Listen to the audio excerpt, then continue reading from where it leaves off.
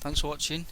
I'm just going to read for you some of a letter that was written from Pontius Pilate to Augustus Caesar, who was in Rome. Now, Pontius Pilate was the Roman governor over Jerusalem and Israel during the time of Jesus' resurrection. Well, Jesus' death and resurrection.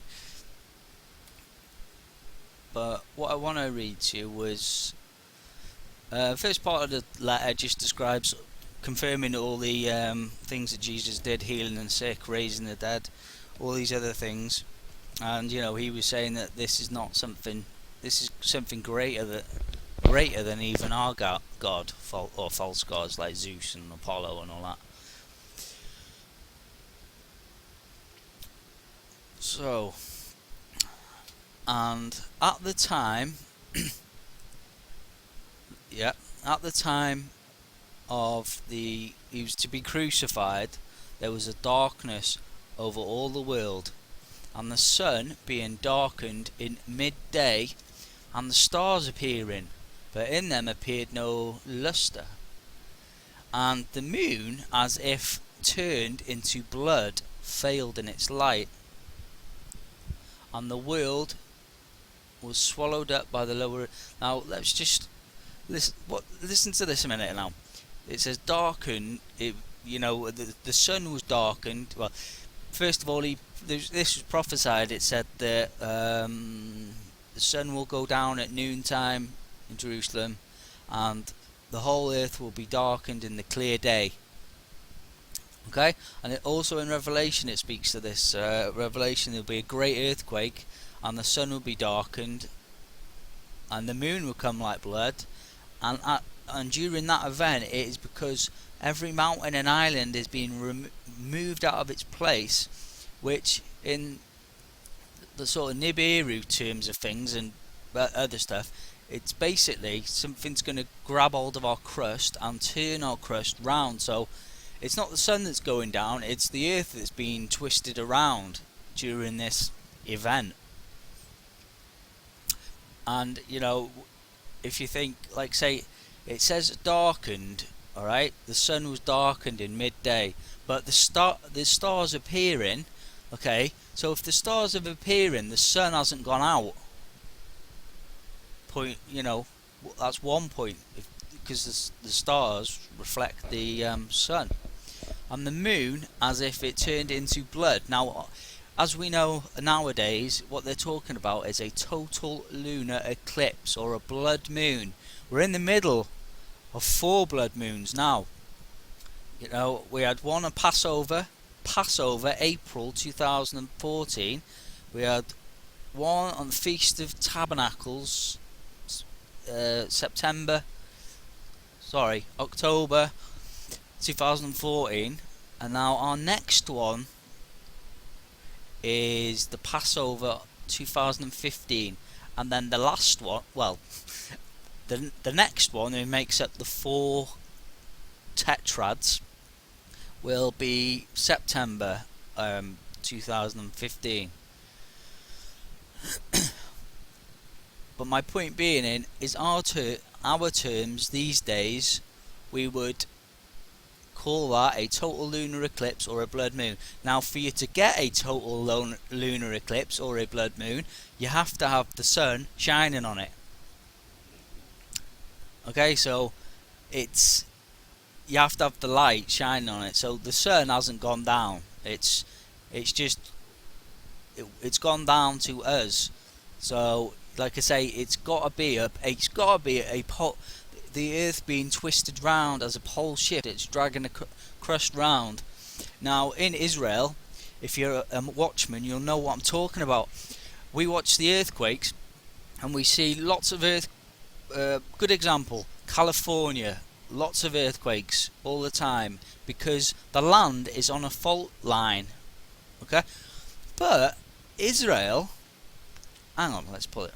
But Israel, as we can see, if you see this red line here, it runs up the Jordan Valley, let's say, or the River Jordan.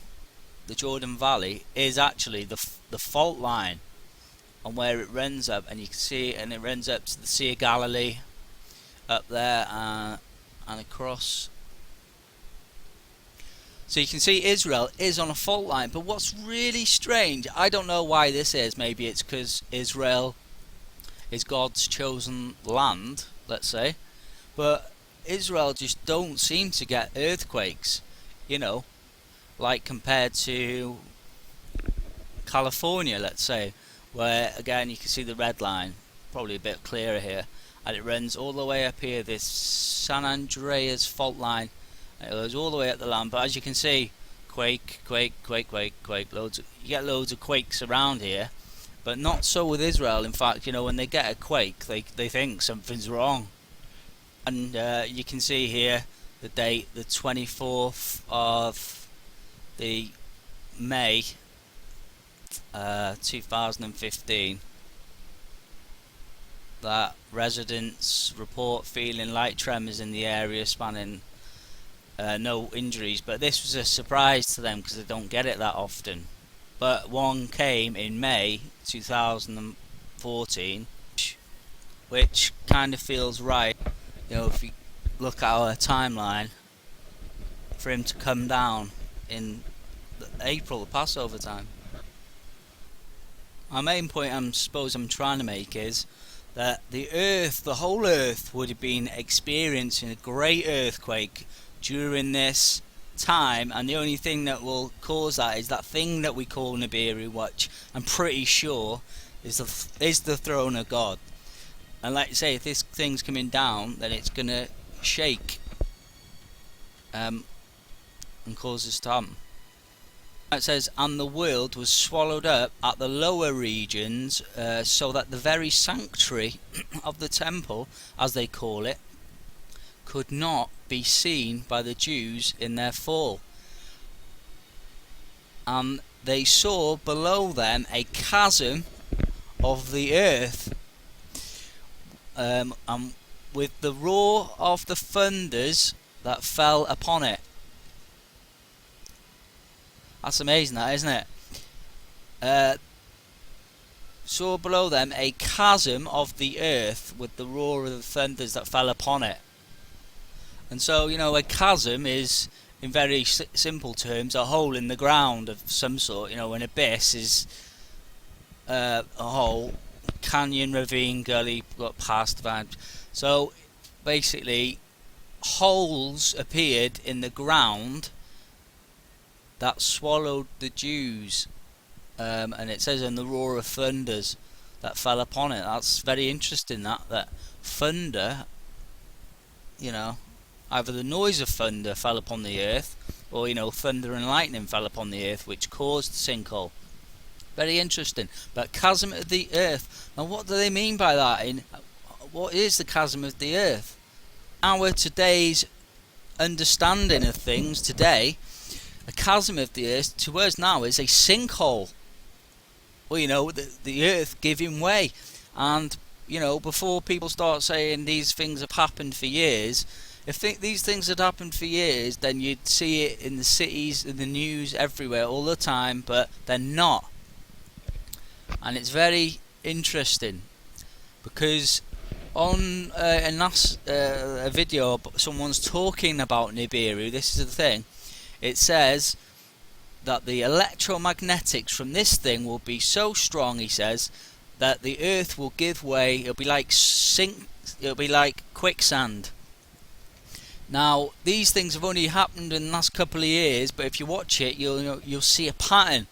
And when this thing, Nibiru, the throne of God, gets so close to us, this is what's going to happen, and the earth's going to be collapsing. So, again, we see a clear resemblances between the day of Christ's resurrection and everything else that happens, and the present day we're in, because we're living the symptoms of this. Big earthquakes, chasms in the earth opening out, blood moon. Well, we've got some blood moons coming up. You know, one in 2.5 months, one 6 months later. So, you know, just putting that out there.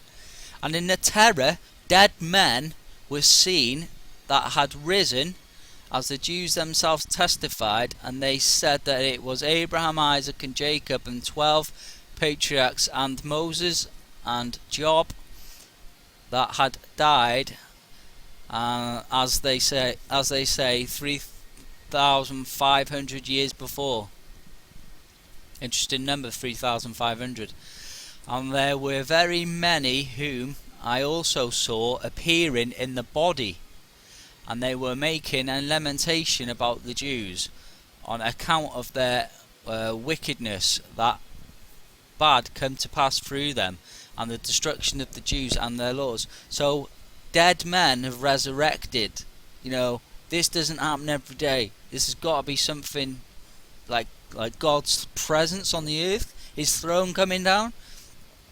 You know. And the fear of the earthquake. So they were fearing earthquakes. Even in Israel, they were fearing earthquakes. So they knew this. They felt it. They knew about it. Remained for the 6th hour, and the preparation until the 9th hour. And on that evening, of the first day of the week, there was a sound out of heaven. Wow. So that the heaven became enlightened. Could it be a trumpet?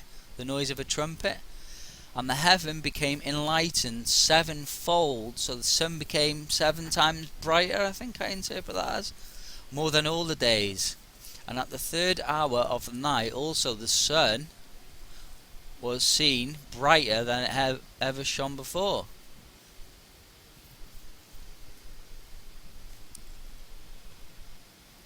And as lightning comes suddenly in winter, so majestic men appeared in glorious robes. So these are angels they're talking about, or you know, they've come from heaven, they've come from the throne of God, maybe. A great multitude, whose voice was heard as that of a very great thunder, crying out, Jesus that was crucified is risen, come up out of Hades.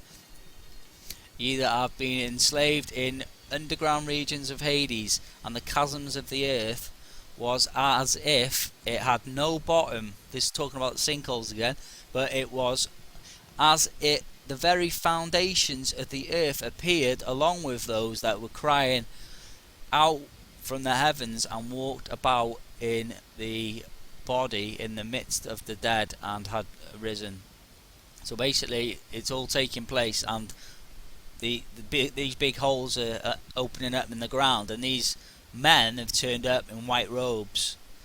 Like I say, this is from the Roman emperor, so you know what I mean. It's, you know, he goes before you into Galilee, and all that night did not cease shining, and many of the Jews died, swallowed up in the chasms of the earth. Now this is important. So these chasms of the earth were not just like random holes. Maybe it sounds as if they were, you know, either the holes were, or God, you know, knew where they lived, or do you know what I mean, he put them into the area knowing that they would go against Jesus, and basically all their homes disappeared in all these sinkholes, so that on the following day most of them who had been against Jesus could not be found. So the Jews fell down the sinkholes as well. Others saw appearing of those that had risen, whom no one of us had ever seen, and only one synagogue of the Jews was left in Jerusalem since the disappearing of the fall. So, and he adds, with that, terror being in perplexity and seized with a most frightening trembling, I have written what I saw at the time. So yeah, he was scared, but imagine when it does happen, and this Nibiru throne of God, it does pass over, and there's going to be earthquakes, and the sinkholes are going to disappear, and maybe dead are going to be raised, and you're going to see people in white robes that you've never seen before coming down, and do you know what I mean? So there's a lot which is in that's the same concerning the Nibiru thing and what happened in the day of Jesus. So I just thought I'd make a video on that. Thanks for watching, and I will leave a link to where I found the letter so you can go read it for yourself. Please join us on Facebook if you can. God bless you all. Amen.